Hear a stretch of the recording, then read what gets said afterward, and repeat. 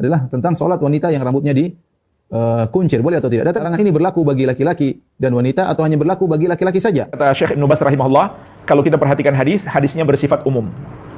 Jadi Nabi SAW tidak mengatakan ini khusus laki-laki, maka ini juga berlaku bagi perempuan. Yang lebih kuat, saya lebih condong ini pendapat Ghazali, Nawawi dan yang lainnya, bahwasanya yang lebih baik adalah yang lebih kuat bahwasanya ini khusus untuk, dan Syaukani, ini khusus untuk lelaki. Adapun wanita sengaja atau diikat ini bangkit seperti bangkit orang sombong, itu yang tak boleh. Arab. Makanya baca hadis itu jangan baca terjemahnya aja. Tengok apa kronologis cerita yang ada di dalamnya itu.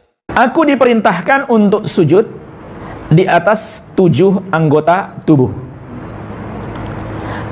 Dan aku dilarang untuk mengikat rambut dan pakaian. Jadi hadis ini menyebutkan 3 perintah kepada Nabi SAW.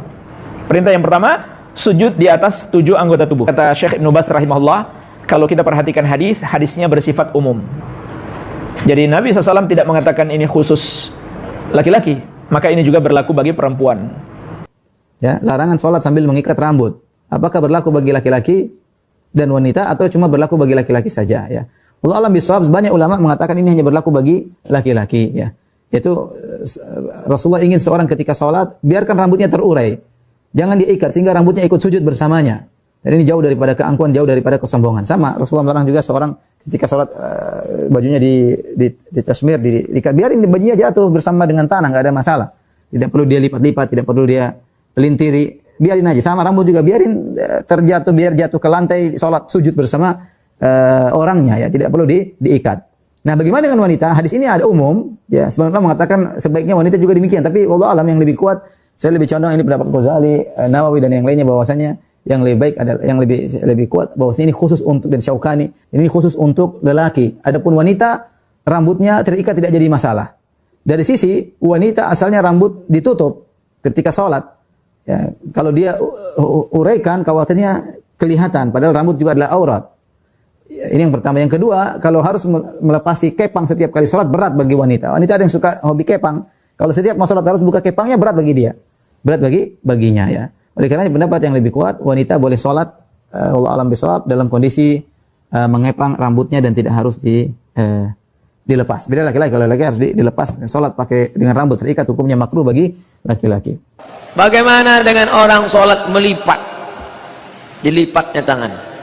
Dilipat, yang di hadis itu bukan dilipat, mengikat, diikat. Jangan sholat dalam keadaan anggota tubuh diikat. Maksud diikat waktu itu, pas dia mau sholat itu, diikatnya rambutnya. Ini rambut orang dulu kan rambutnya panjang, diikatnya rambutnya. Waktu dia bangkit dari sujud itu, bangkitnya seperti bangkitnya orang sombong. Itu yang dilarang Nabi itu. Janganlah kamu dengan rambut terikat. Buka. Pas bangkit dari sujud. Nah, itu yang tak boleh. Bangkitnya seperti bangkit orang sombong. Itu hadis itu terikat dengan rambut. Kalau ibu sholat rambutnya diikat, ya tak apa-apa. Karena ibu bangkit bukan karena sombong. Ibu tuh diikatnya rambutnya. Karena kalau tak diikatnya, pas dia buka mukena, suaminya terkejut. Tak diikatnya rambutnya, pas buka mukena, disangka suaminya suster ngesot. Jadi kalau diikat rambut hanya yang tak boleh mengikat rambut sengaja atau diikat ini bangkit seperti bangkit orang sombong, itu yang tak boleh. Arab. Makanya baca hadis itu jangan baca terjemahnya aja. Tengok apa kronologis cerita yang ada di dalamnya itu.